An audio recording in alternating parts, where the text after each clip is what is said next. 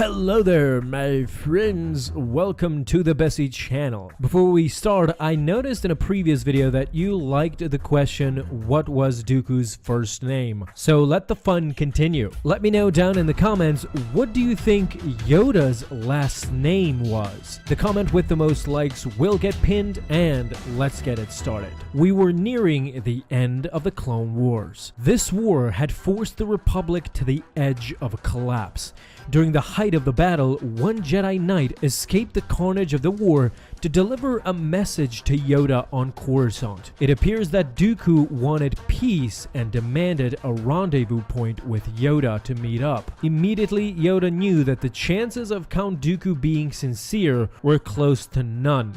But with a million lives at stake, Yoda simply had no choice. In the message, Dooku conceded to Yoda that the conflict had gotten far out of hand, and he went on to claim that although this had begun as a political play to rid the Republic of corruption, it had unfortunately turned into a bloodbath, and now he was willing to come to a truce. Dooku invited Yoda to come and meet him on the planet Vajun, where they would go on to organize a ceasefire. After discussing it further with his fellow Jedi Masters from the Council, Yoda decided that even if the meeting at Vajun was a fake, the chance to end the war outweighed the perils of a trap. However, the Council wasn't that gullible. Not only did they had other Jedi accompanying Yoda, but they even hired a famous actor and a Yoda impersonator named Peleus Chuff. He would act as a decoy to the real Yoda. It was unfortunate that the actor's ship was ambushed and destroyed by Asajj Ventress,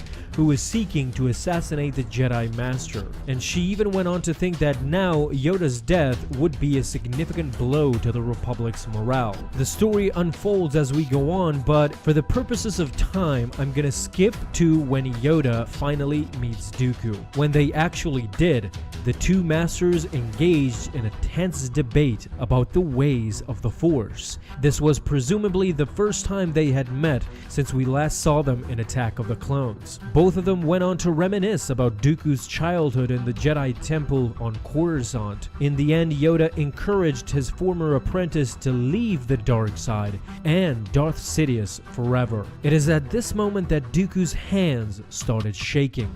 He was just on the verge of answering this call when suddenly Dooku's assistant, Weary, informed him that Anakin Skywalker and Obi-Wan Kenobi had arrived on the mansion. They were in fact dispatched by the Jedi Council. At that moment, Dooku was overcome by jealousy. What's more is that he was convinced that this duo was the replacement for him in the Jedi Order. Dooku ignited his lightsaber and went on to attack Yoda. Although Dooku managed to wound him, Yoda was unfazed. He quickly recovered his stance, and the battle ensued. Similar to what happened on Geonosis, Dooku activated an orbital missile targeted to the house they were in before leaping from the window.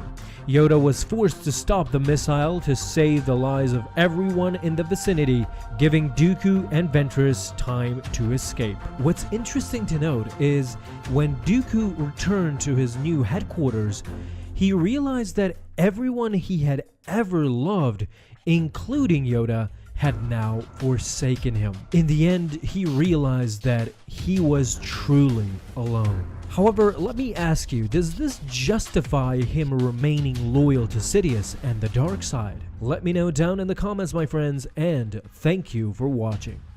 Alright Star Wars fans, that is it for today. Thank you so much for watching this video, and if you liked it, feel free to leave a thumbs up down below and subscribe if you haven't already, and don't miss out on any of my future videos that I will post on this channel. Have a fun day my friends, and in closing, don't forget, may the Force be with you always.